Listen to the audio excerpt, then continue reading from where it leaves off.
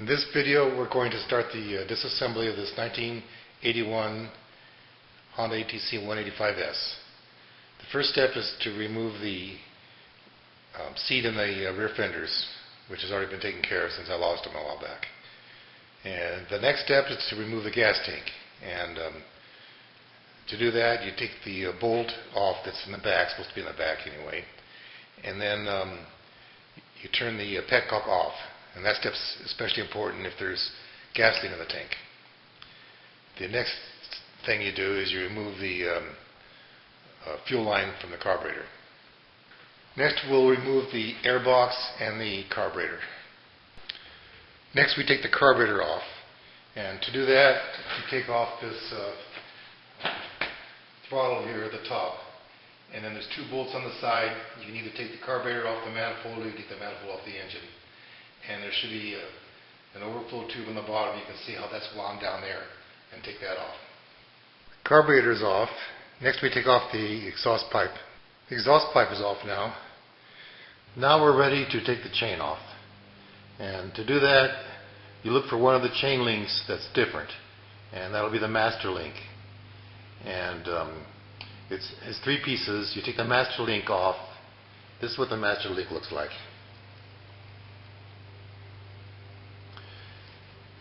And after you get the chain apart, you shift it into neutral, and then that front sprocket will turn freely, so you just pull the chain out. There are two wires that need to be disconnected. Okay, one of them is over here. Comes out of the magneto. And the other one is up here, comes out of the pulse generator. The part that says CDI on it is actually the pulse generator. This is the CDI under here. So disconnect those two wires. What's the next step? The wires are disconnected now. If you haven't already done so, it'd be a good time to drain the oil.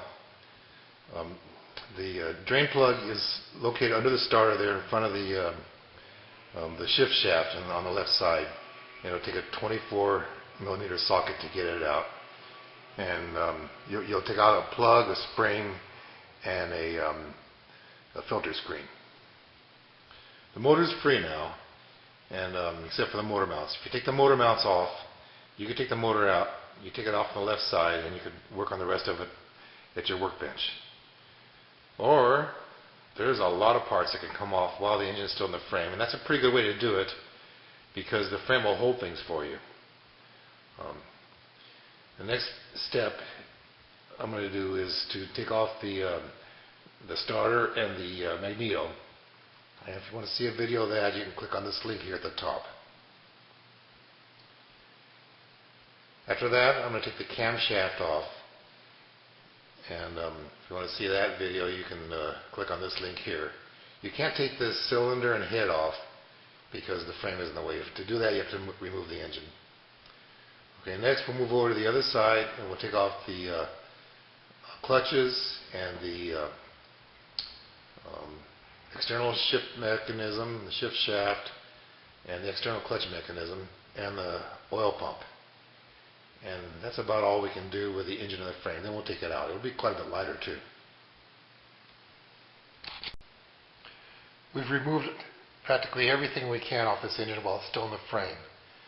But to remove the top end, cylinder and head, and to get the transmission out, we have to remove the engine from the frame. So now it's time to do that. And the only thing that's left holding it is the motor mounts. They're in four different locations. Here in the front, there's a bracket here with four bolts holding it. There's a bracket on this side. And at the top of the cylinder head, there's a bolt holding it. There's another bolt at the top and the bottom end in the back. And one more at the bottom of the engine in the back. So remove all those bolts, and the manual says to take it off on the right-hand side, so that's what I'll do, although it looks like it'll come off either way. Well, it's out, and it wasn't actually very heavy. All those parts taken off, and there it is. So in the next video, I'll show the rest of the disassembly.